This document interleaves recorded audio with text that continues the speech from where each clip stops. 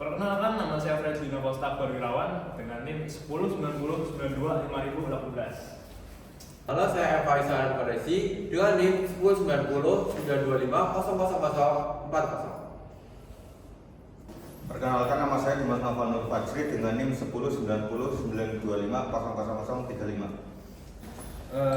Halo semuanya, perkenalkan nama saya Mansur Rizky Agustian Sugianto dengan NIM 109092500006. Nah, di sini kita akan mempresentasikan harmoni dalam kepemimpinan, penyiimbangan visi dan suara tim. Dan di sini adalah pilar-pilar dalam harmoni. Yang pertama adalah kepemimpinan inklusif dan membangun kepercayaan. Yang kedua adalah integritas dan etika pengambilan keputusan. Yang ketiga adalah sinergi dan pemberdayaan tim. Dan yang terakhir adalah keseimbangan. Pada pilar pertama, kepemimpinan inklusi dan membangun kepercayaan. Fondasi kepemimpinan yang harmonis, yakni menghargai keberagaman tim. Pemimpin melihat keberagaman latar belakang, ide, dan gaya kerjasama sebagai kekuatan, bukan hambatan. Inklusi aktif.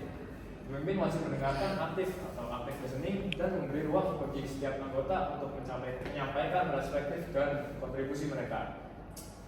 Dan ketiga adalah menciptakan sikap saling percaya atau trust.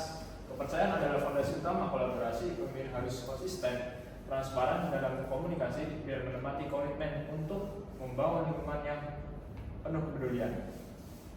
Lalu ada penerapan pemimpin sehari-hari. Dalam rapat pengambilan keputusan, seorang pemimpin memastikan anggota tim yang cenderung diam pun memiliki kesempatan untuk berbicara, serta menerima feedback dari semua level. Lalu ada pilar yang kedua, yaitu integritas dan etika pengambilan keputusan. Mengatur etika sosial dalam tim. Yang pertama adalah etika dan norma. Pemimpin bertanggung jawab menetapkan standar perilaku dan etika yang tinggi bagi seluruh anggota tim dan dirinya sendiri. Lalu yang kedua adalah integritas. Pemimpin harus mengambil keputusan yang berlandaskan nilai-nilai yang benar dan etika, bukan berdasarkan favoritisme atau kepentingan pribadi semata. Lalu yang ketiga adalah menghindari pelanggaran integritas. Pemimpin wajib menghindari penyalahgunaan kekuasaan, blaming, dan praktik tidak etis lainnya yang dapat merusak kepercayaan. Lalu ada penerapan pemimpin sehari-hari. Seorang pemimpin selalu memberikan kredit kepada anggota tim yang memang berhak atau recognition, serta menjaga kerahasiaan dan privasi data tim.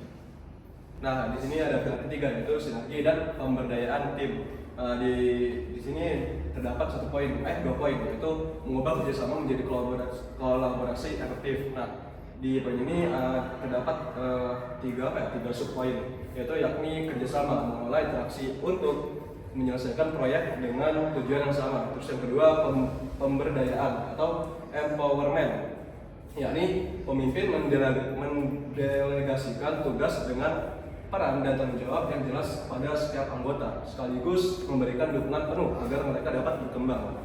Dan untuk sebab yang ketiga, poin ketiga, yaitu kolaborasi untuk sinergi, memastikan semua anggota tim saling mendukung dan berbagi pengetahuan untuk mencapai hasil yang melampaui kemampuan individu atau sinergi. Intinya adalah shared vision dan mutual trust. Dan untuk poin kedua, yaitu penerapan pemimpin sehari-hari. Dan terdapat satu sub poin yang terdapat di dalam penerapan pemimpin sehari-hari, yakni dalam proyek besar, pemimpin menetapkan milestone yang jelas dan memberikan otonomi kepada tim untuk menentukan cara terbaik mencapai tujuan dengan fokus pada support dan evaluasi konstruktif.